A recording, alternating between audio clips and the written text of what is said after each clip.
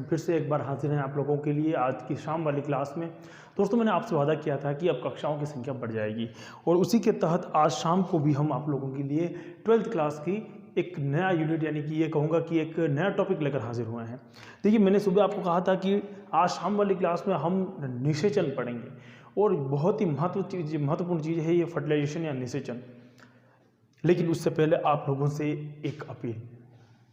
देश एक बहुत गंभीर महामारी से गुजर रहा है, ये कोई मजाक का विषय नहीं। ऐसी स्थिति बन चुकी है वर्तमान में कि अगर ज़िंदगी में हम सफल रह जाएं, जिंदा रह जाएं, वही हमारे लिए सबसे बड़ा मुनाफा होगा, वही हमारे लिए सबसे बड़ा लाभ होगा। लेकिन कुछ लोग इस मेहनत पर पानी फेरने पर लगे हुए हैं। दोस्तों, आपसे मैं करबद्ध निवेदन करता हूँ, घर पर रहिए, पढ़ाई कीजिए, जो आपको अच्छा लगता है वो कीजिए, लेकिन घर से बाहर मत निकलिए। ये जो छूट दी है, अगर आपको लगता है कि ये जो छूट मिली है वो हमें कोरोना ने दे दी है, तो गलत जवाब है। दोस्तों, ये छूट सरकार की मजबूरी है, अर्थव्यवस्थाएं ना डिगमिगा जाए इसलिए दी गई है, न कि कोरोना ने खुद आकर कह दिया है कि अब मैं तुम्हें कोरोना से मुक्त करता हूँ। ऐसा नहीं हुआ है। दोस्तों, ये छूट सरकार की है, कोरोना की नहीं है। कोरोना बहुत तेज़ी से फैल रहा है। आज से जब 1.5 महीने पहले, 40 दिन पहले जो कंडीशन थी, उसकी कहीं ज़्यादा खतरनाक कंडीशन आज है। मैं आपको डराना नहीं चाह रहा हूँ, समझाना चाह रहा हूँ। आप बायोलॉजी के विद्यार्थी हैं और विज्ञान का विद्यार्थी ये जानता है कि वायरस, जो कि खुद अपने आप में इतना विचित्र है कि उसको सजीव और निर्जीव के मध्य की योजक कड़ी कहते हैं, यानी कि जो सजीव भी है और निर्जीव भी है, ऐसे वायरस को आप क्या समझकर अपने घर ला रहे हैं? कोशिश कीजिए घर पर रहें, बिना काम के बिल्कुल बाहर नहीं निकलें।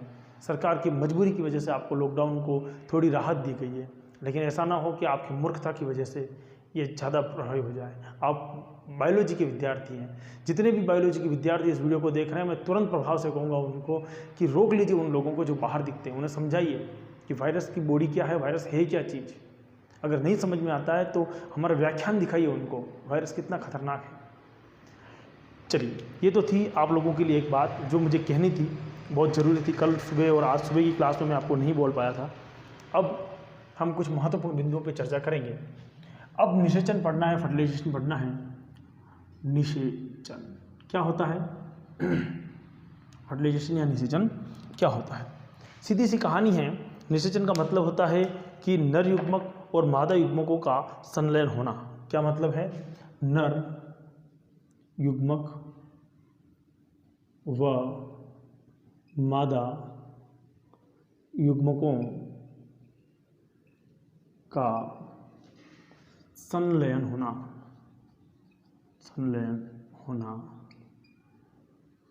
निषेचन कहलाता है। निषेचन कहलाता है।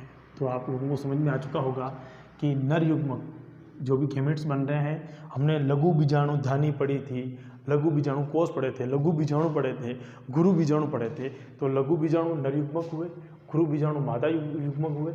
अगर इन दोनों का मिलन हो जाता है, नर युग्मक का और मादा युग्मक का मिलन होता है, उस मिलन को ही हम किसी डेफिनेशन कहते हैं, उसका नाम उसका निषेचन या फर्टिलाइजेशन। क्लियर कट समझ में आ गया होगा। अगर मनुष्यों में देखा जाए तो शुक्राणु और अंडाणु का मिलन ही क्या कहलाता है? निषेचन कहलाता है। तो यहाँ पर आपको क्लियर हो जाना चाहिए। अब एक चीज आती है अंकुरण काल। अंकुरण काल समझने की कोशिश करना, बहुत महत्वपूर्ण टॉपिक। अंकुरण काल देखिए, यहाँ पर मैं आपको एक डायग्राम बना रहा हूँ, आप लोगों को समझ में आएगा उससे। कल्पना, अभी मैं खाली स्वपरागण की बता रहा हूँ, या पर परागण होगा तो भी आप समझ जाओगे। ये था हमारे पास में कोलन से, यानी कहूँगा कि परागकण, पराग कोश। इसमें होंगे परागकण, और वो परागकण यहाँ से उड़कर कहाँ गिरेंगे? यहाँ गिर जाएंगे। कहाँ गिर जाएंगे? वर्तिकाग्र पर। और जब वर्तिकाग्र पर गिरते हैं परागकण तो उसमें क्या होगा? अंकुरण होगा, है ना।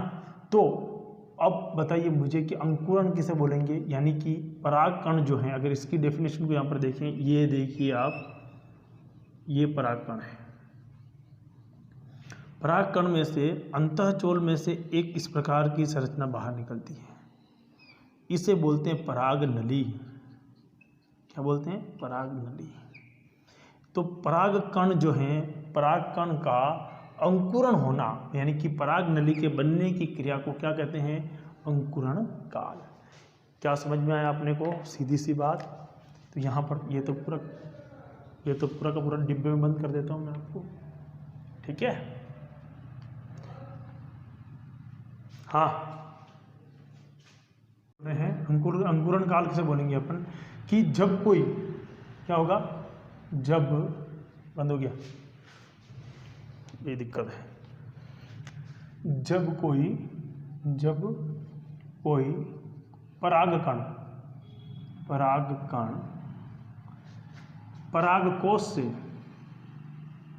परागकोश से वर्तिका पर पहुंचकर क्या होता है? अंकुरित होता है।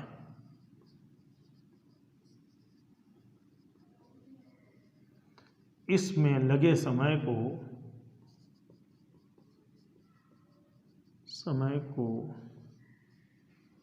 अंकुरण काल कहते हैं। बात समझ में आ गई? अंकुरण काल किसे कह रहे हैं अपन? जो कि अंकुरित होने के लिए जो समय लग रहा है उसको हम क्या करेंगे? अंकुरण काल कहेंगे। क्लियर है यहाँ तक? अच्छा, अंकुरण काल के बाद में हमारे पास में ये जो परागकण होंगे, जो परागकण हमारे पास में आएंगे, वो परागकण कैसे होंगे? तो जितने भी परागकण होते हैं उन सब के अंदर एक गुण होता है, और वो गुण क्या होता है? वो सभी के सभी क्या होते हैं? एक होते हैं, यानी कि एक पराग नली वाले होते हैं। सब परागकण में कितनी नलियाँ निकलती है? एक पराग नली निकलती है। तो ये बहुत इंपॉर्टेंट, यहाँ पर एक अपवाद भी आने वाला है, इसलिए इंपॉर्टेंट भी है, ध्यान रखना। इसको नोट डाल के लिखना चाहो तो भी लिख सकते हो, या वैसे करके लिखिए। एक परागकण से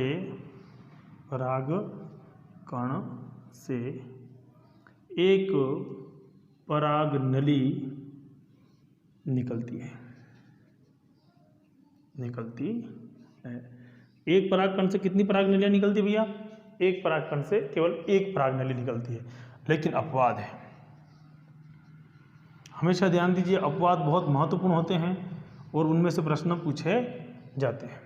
अपवाद क्या है? जो मालवेसी कुल के सदस्य हैं, मालवेसी कुल के सदस्य, यानी मालवेसी कुल में कौन आता है? गुड़हल आता है। गुड़हल कुल के सदस्य, मालवेसी कुल के सदस्य में बहु नलिका पाई जाती है।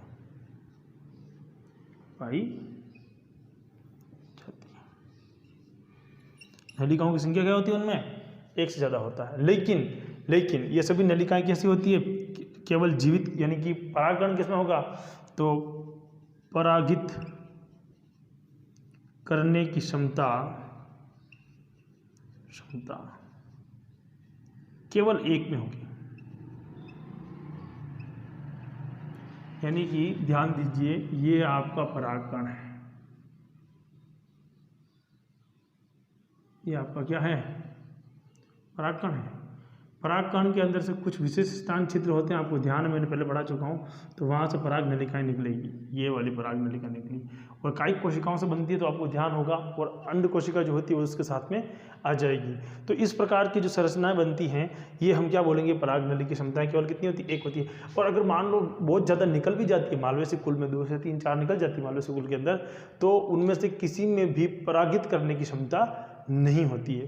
तो यानी कि लिख देना, एक परागण वाली होती है और बहुपराग नलिका भी पाई जाती है। तो एक पराग नलिका के बारे में अपने लिख दिया, और बहुपराग नलिका के बारे में क्या लिख सकते हो अपन? मालवेसी कुल के सदस्य में पाई जाती है। चलिए कुछ इंपॉर्टेंट पॉइंट पर और बात कर लेते हैं। इनकी लंबाई जो होती है, लंबाई कुछ मिलीमीटर्स तक होती है ना, मिलीमीटर्स तक होती है। लेकिन देखिए बहुत इंपॉर्टेंट चीज़, अगर इनकी लंबाई पूछी जाए, और आप लोगों ने देखी हुई भी है इनकी लंबाई को, एक बार स्क्रीनशॉट ले लीजिए आप। ले लिया?